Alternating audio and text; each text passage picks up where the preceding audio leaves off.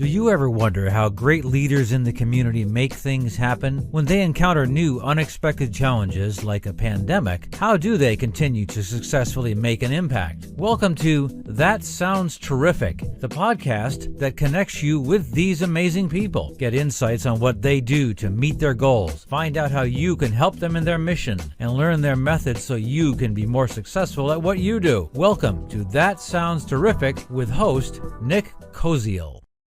Hey everyone, welcome to another episode of That Sounds Terrific. And today I have two terrific guests joining us from CareerEco. We have Chris Guzek and Christina Vanderwater. Thanks for being on the show, you two.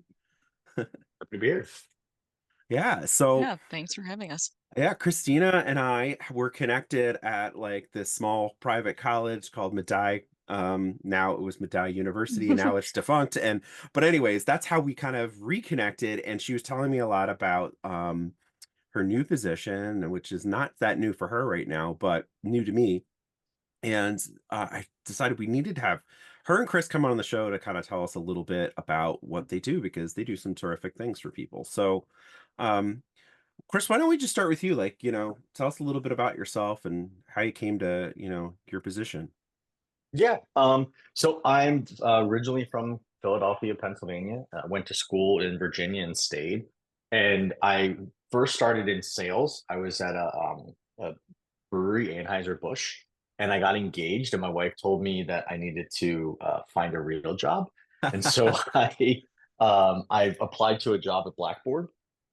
For those who are aware, big LMS company, and really got, embedded into kind of the ed tech world, which then turned into working in the recruitment world, and then kind of the synergy between those two. So I kind of came to it, through a couple different ways.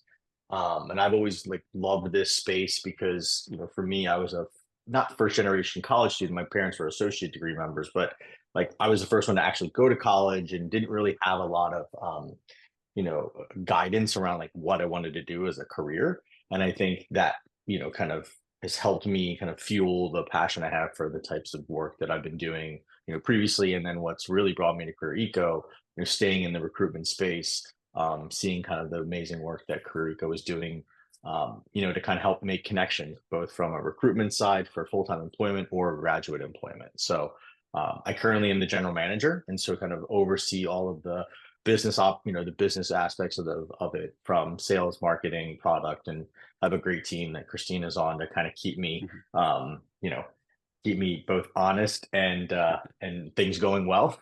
So, it came from, it was a former privately owned company, and really just trying to make sure that I'm kind of continuing on the legacy that Gail, who started the company years ago, really brought forth to the table. So it's a little bit background on me. Oh, and I'm based in Virginia, and I have 4 kids, and I live on kind of a little farmette. So if you hear a chicken or a kid scream, that is because they're homeschooled, and it is a little crazy here sometimes. Yeah, we've got that little farm kind of going too. We live in the boonies, south of Rochester, and east of Buffalo, and we have pet pig, we have chickens, so we're used to that, and probably some of our listeners have heard something that they couldn't quite recognize and figure out. So we're used to that. And I also have 4 kids. So interruptions are abundance. Yeah. We should take notes. Christina, how about you?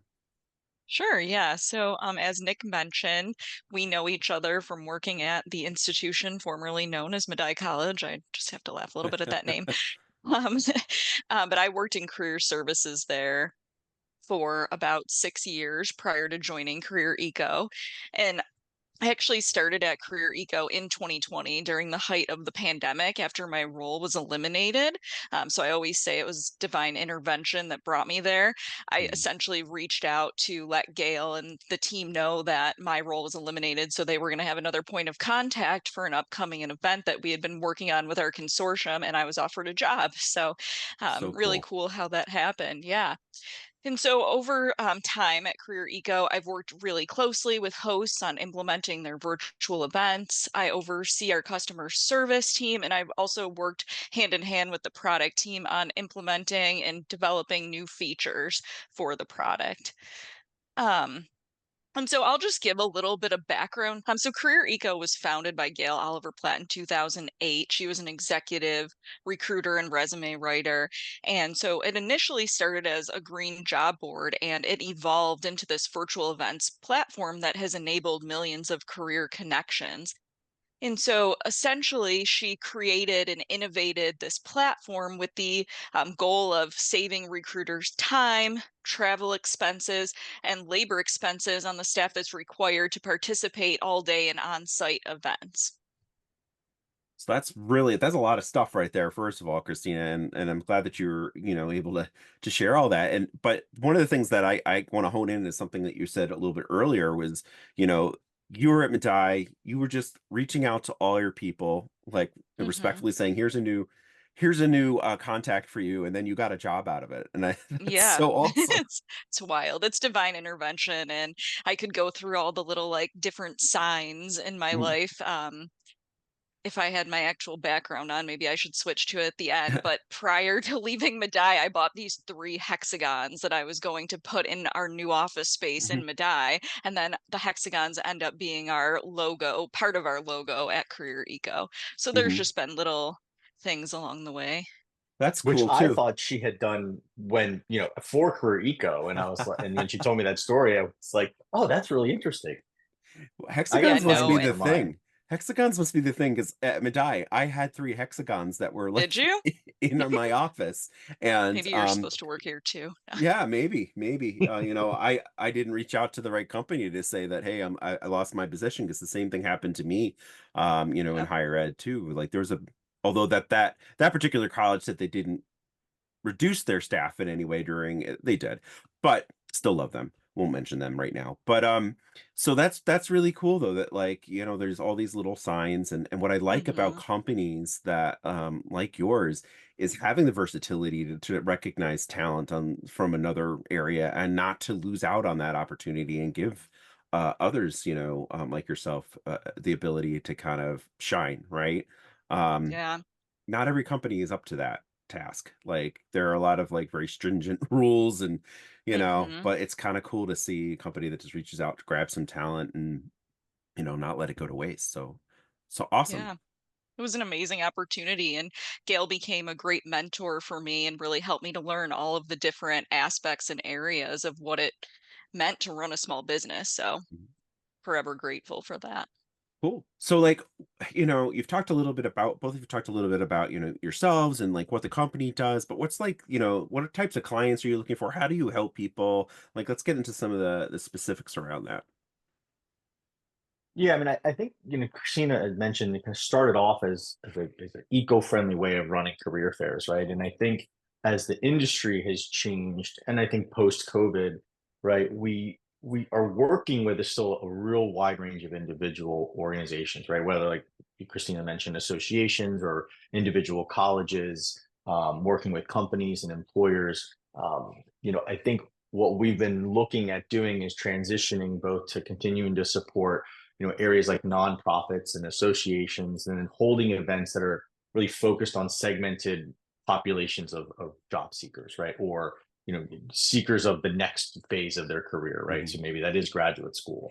um, because I think what we really wanted to think about changing the business model around was, as we were originally kind of eco-friendly, we want to really be part of the ecosystem of finding a job for people, right? And Mhm. so that kind of varies across the board. So whether it is helping, early talent be a supplement to the career office, or to associations to help their associate members find gainful opportunities in different places, it's really what we're looking to kind of extend the CareerEco platform and our model Mhm. to really help people find those next steps in their career.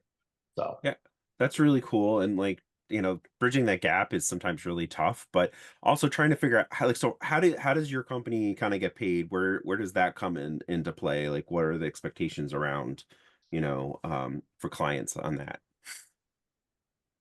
yeah, so really there's a couple different ways, right? So one, you can host your own event, right? Mhm. So if you want to host an event, whether it's 2 hours, 4 hours, 6 hours, and Christina might cringe if we said 8 hours. But Happens though. Yeah. but you can do that, right? So if you want to just have an event. And what's really great, and I think Christina's underselling her team, is we're really a career office or a career events office in a box, right? Mhm. Everything from setting up the event to, you know, recruiting for the event, to supporting the event and helping, you know, answer questions, you know, before the event, during the event, after the event, providing those details, resources, and analytics. So, you know, if you're looking to host a virtual recruitment event, our team can basically do it all, right? Mhm. And so that's one of our ways. And then we have other models where if you're an association, this usually associations or companies that are kind of in the job space will come and want to do an event where we're doing a revenue share, right? So there's a fee to attend the event from an organization perspective, and then we're sharing in the profit of that registration fee. Or we have ones where we're basically, you know, hosting the event, and then the organization that's hosting the event is charging employers, right? And they are just taking and they're just covering the cost of the event.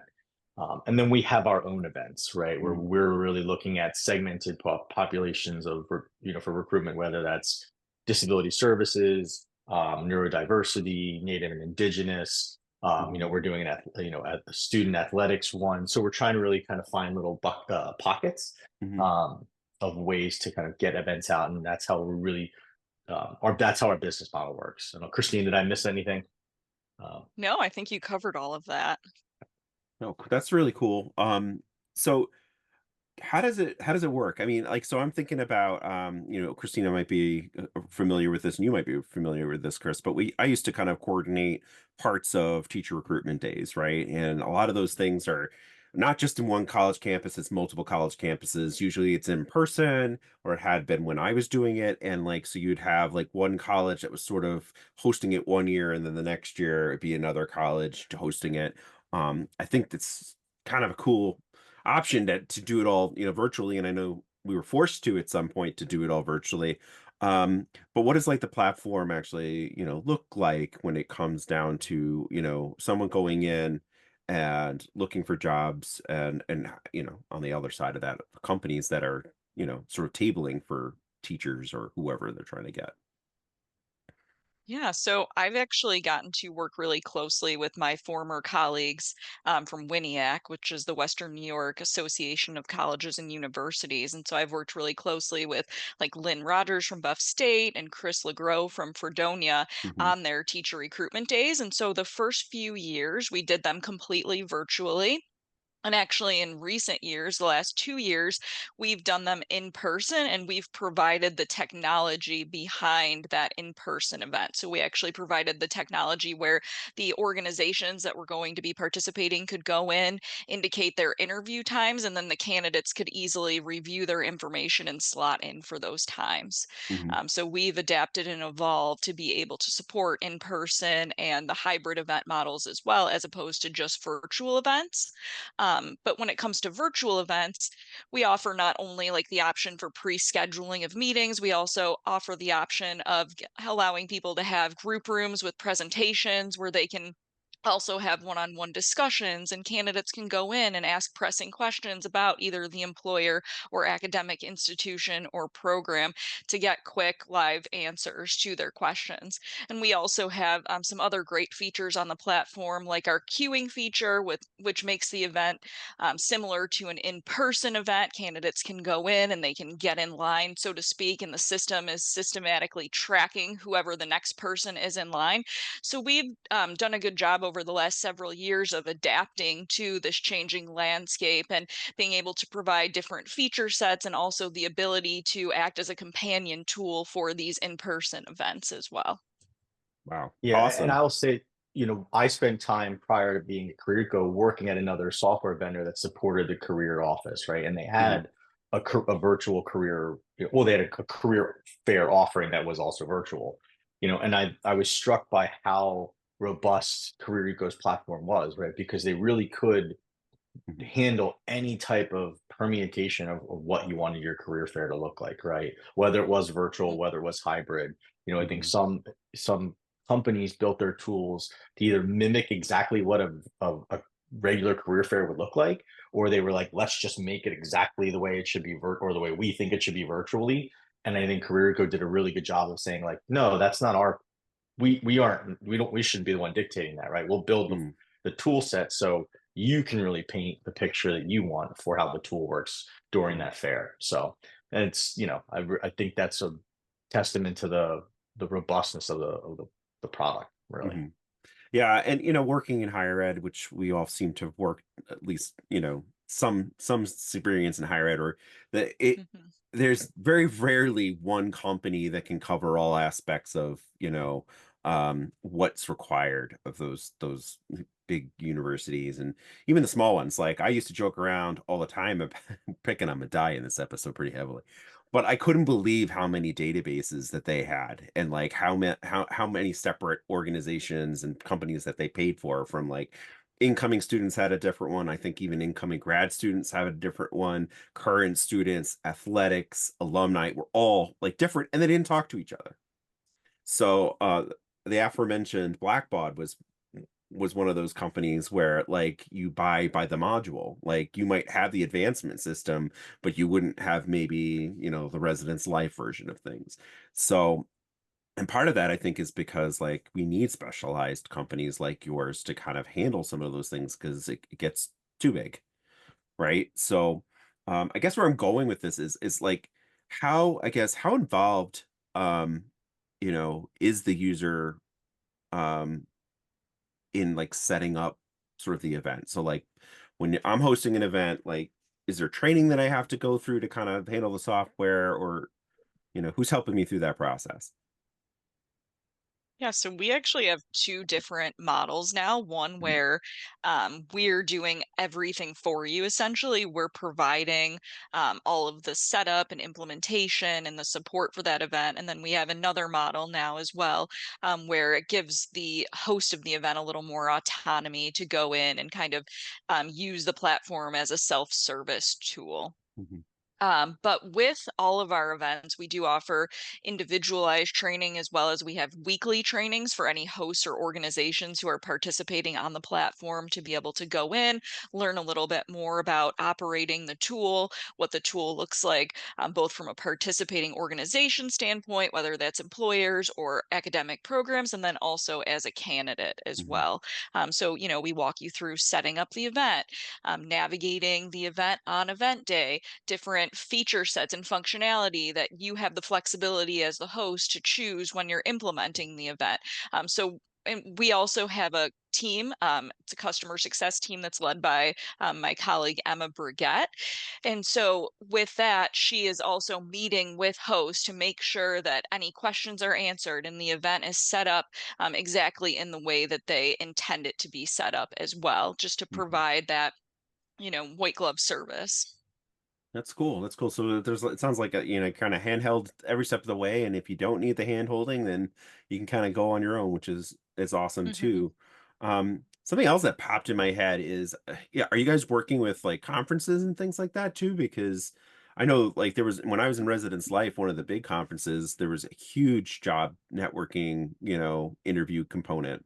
So is that something else that you are doing or looking to do? I mean, I couldn't speak for Christina because she's got the keeper of the knowledge from before, right? But I think that the challenge with working with like a conference, for example, is CareerEco really was purpose built for recruitment events, Hmm. right? And there are a lot of differences, to what a regular conference event might look like and a recruitment event, right? And so Hmm. we try to build it for recruitment.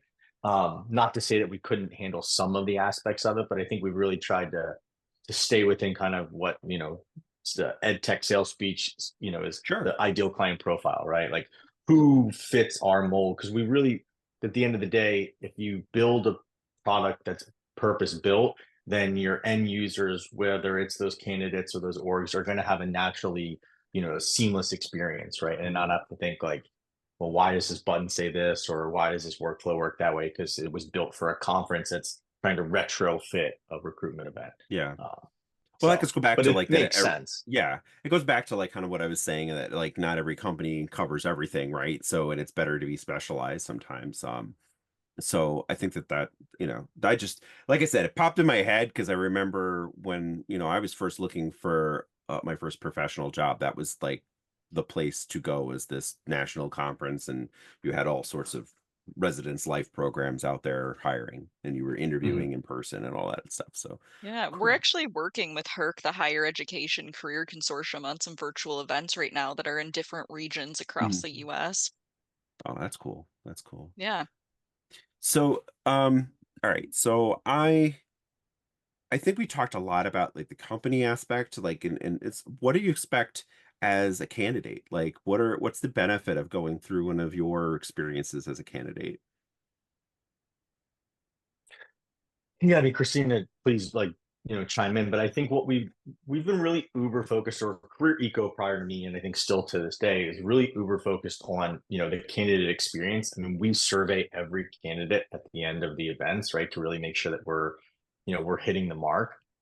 And so we've really made sure that the process of working through the system is very easy, right? That Hmm. it's extremely intuitive, that you know where to go. And we've really made it so that you can really choose your own adventure and how you want to engage with the organizations, right? Whether you want to just jump into a room, listen to some, potential sales pitches about their company, right? And then grab some information and leave, and maybe look at their job board that we have within the platform, or really engage, right? Whether it's in a group conversation or a one-on-one chat with a recruiter if they're holding those. So it's really kind of how you want to find, your experience, your career eco. And I think we've been continuing to try to add components of the platform to drive engagement, right? So we'll have on occasion, a sponsor or somebody that's within the field to have a room so that candidates can go in and talk to them about, we did one with women in HR, or was it just HR? I can't remember if it was a general HR event, but we had the head of HR Hmm. for Infobase, our parent company, Hmm. come and sit in a room for the entirety of the event and answer questions about what it's like to get into HR, what it's like to get into managing people. And so it's really meant to not just help make connections, but also get some knowledge out of it too, right? Hmm. So I don't know, Christine, I miss anything? No, I think you make a great point. Um, just in general, with the customer service that we offer, we really strive to ensure that everyone has access to get immediate assistance if they need it. So, they have any question whatsoever in the event, we have a live phone team. We have people within the event that they can reach out to via the chat. And then we also have an email that they can easily reach out to. So we really just strive to provide a high level of service for all stakeholders, whether it's somebody hosting the event, the participating organizations or employers, or those candidates as well, just to make sure everybody has a good experience. And we really take that feedback that we get from these individuals and use it to inform future platform enhancements and changes. Hmm. Yeah. I mean, So because you don't know the stakeholder, right? Like they yeah. could either be passively looking for a job, or like they could like this could be a high stress, high need environment for them Mm. because they need to find that job. And so to be able to make sure we're addressing any and all needs that a candidate might have, we want to make sure that that's the case. Do you Sorry, I find didn't mean that? to interrupt you, Nick. No, no, you're fine. You're on the show because I want to hear what you're saying, not necessarily myself. Some of my listeners might disagree with that comment though, because I talk a lot. Um, I was going to ask about the again a kind of continuation of the customer as far as the candidate. Like, do you find that most of the candidates are with one institution, or are there other opportunities for them to come to other things? You were talking about like women in HR, which seems more open to other candidates. But then like when you're thinking about maybe, colleges or something, um, they might want their students to have access to those, potential jobs and not vice versa. So just trying to get an idea around that. Yeah, so we host a lot of events that are specific to individual colleges and universities. So maybe like it's an event specifically for CUNY or Hmm. specifically for ASU or Georgia Tech, some of our partners that we have. But then we're also hosting these events that are industry specific, that are open to either specific regions or nationwide as well. And Hmm. I'll let Chris elaborate on that a little bit. Yeah, it kind of runs the gamut, and then we also have environments where we do is we white label our solutions. So, like for example, Recruit Military, Hmm. and they do an amazing work. If you've never heard about Recruit Military, you definitely need to go out and look at what they're doing. But they have an environment that's dedicated to them. So their events that are for veterans and their family members to find gainful employment. it's only closed. It's a closed off site for them and those candidate pools. So Mhm. we really have multiple types of ways. So if you want to just have an event for yourself, that's perfect. But if and I think that's where our CareerEco events are really meant to come in, to really help extend, multiple types of talent pools, for Mhm. different types of segments of the, of the industries that we're supporting. Yeah. So Yeah. And oh, sorry. I was just going to No, say go the ahead. other thing is that we do support events for individual employers as well too. I don't think we Mhm. mentioned that, but if somebody, was looking to host an event for specific positions within their company or within different departments, we support that as well with, government agencies as well as the nonprofits, individual companies and organizations. All and right. sometimes Awesome. the companies we work with are even just doing it just to get their name out there, right? Like Mhm. what I always think about is the conversation we had with St. Jude, who works with us. And, when I was talking with them, they said, we're always thought about as just the cancer research, right, for children. And they're like, we do so much more, right? Mhm. We handle every type of disease or ailment that a child might have. And so they were using a CareerEco event to really broaden their Mhm. reach, right? To find talent that might be working in different types of segments of the medical, medical positions that they need, that isn't, dedicated to cancer, which I thought was really interesting. Yeah, sometimes you market yourself so well and brand yourself so well that that's how you get known. But then when you want to like say, "Hey, we do all these other things," they're like, "Wait, aren't you just the cancer guys?" So Yeah. that's you know, in a way, it's a kind of a good problem to have because you're always thought of when it comes to that thing, but then it's hard to kind of branch Hmm. out. So that's cool that you offer a way for companies and organizations to do that. And Chris, just circling back to something you said, I had you know, another guest on the show a while back. We were talking a little bit about recruitment, and one of the things that popped in was I know there's dedicated military recruiters for the spouses and families of military personnel. So like when they get moved to a base, they're all less than uprooted and they need a new job. Is that kind of in line with also what you were talking about, or was it just strictly military positions? Yeah, no, it's for that, and it's also for transitioning. Okay. And Hmm. so Oh yeah. what Recruit Military really, kind of talks about, and what they love about virtual events, or what they do in general, but I think virtual events also, because one, it's able to kind of get a broader reach, right? I mean, they've got Hmm. multiple bases and things of that nature. But that he said, the CEO, the CIO Mike said, what he loves about doing a virtual event is he can really help make a connection between like what a staff sergeant and a former staff sergeant in the army might be to like a senior director at a job, right? Like those from a resume might not translate if you're, especially if you're using today's like ATS systems that have all the fancy AI that's sourcing out things, right? That, Hmm. a virtual event can make a direct connection, and that, the staff sergeant can really articulate you know, their job, what they did, and how it translates to a, say a senior director or project management job or something like that. So, Hmm. yeah, so, but it runs the gamut for them. So Hmm. it's really mostly transitioning service members, Yep. Yeah. looking And for then they gainful employment. have specific events geared toward like military spouses too. Yeah. Very cool. I was just talking to a client of ours through our university, and they were talking about a proposal that we're trying to put together just around all that of being able to show what a staff sergeant's skill set is in the real, like not the real world, that's the wrong thing to say, but in the professional world outside of the military. and Hmm. and that it's very hard to do, especially when you think about a staff sergeant that's doing one thing over here in this division or branch of the military might be totally different from another side or serving in another part of the world. So, I mean, some of the inherent skills are there, but you know, so it's just interesting, and it's a cool service that you guys provide because some of those families are just constantly uprooted, and they're serving for our country, and it's good that you provide a way for them to be a little bit more whole and supported. So, thank you for that. Yeah. Yeah. They've been an amazing Well, longtime partner.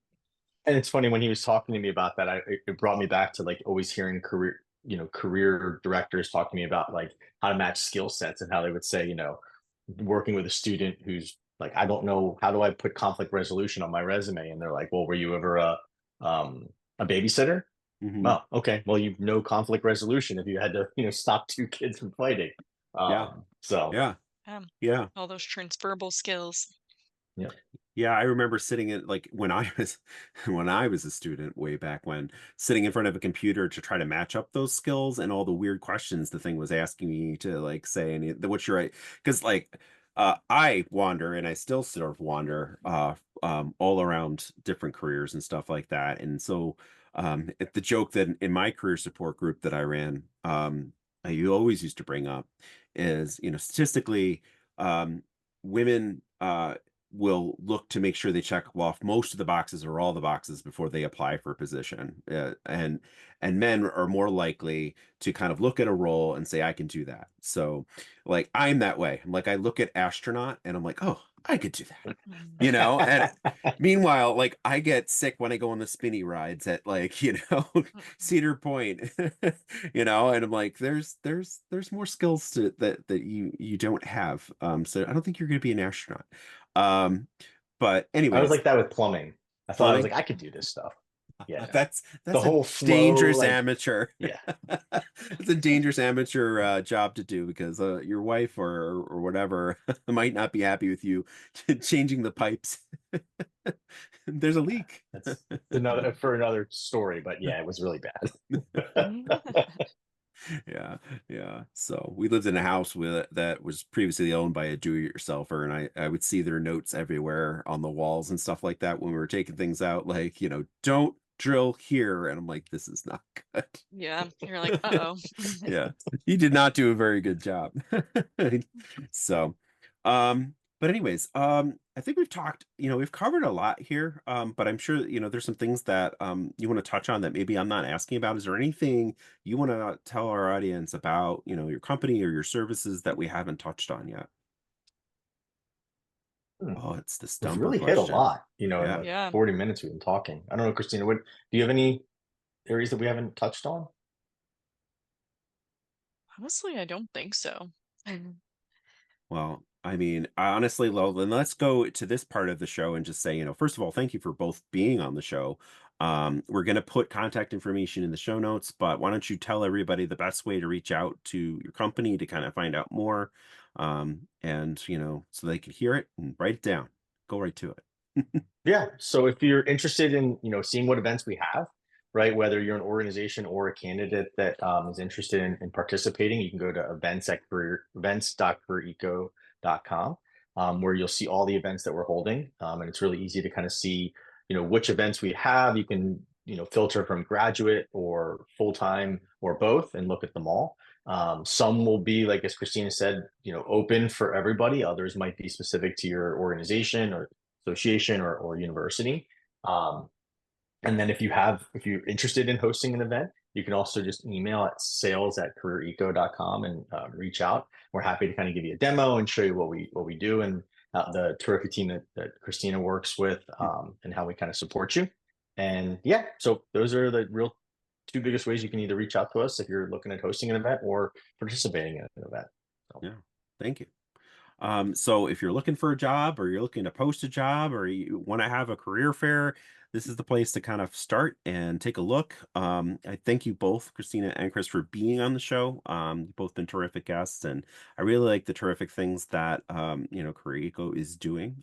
So I urge my audience to kind of reach out and connect. Thanks for having us. Thanks so much. Awesome.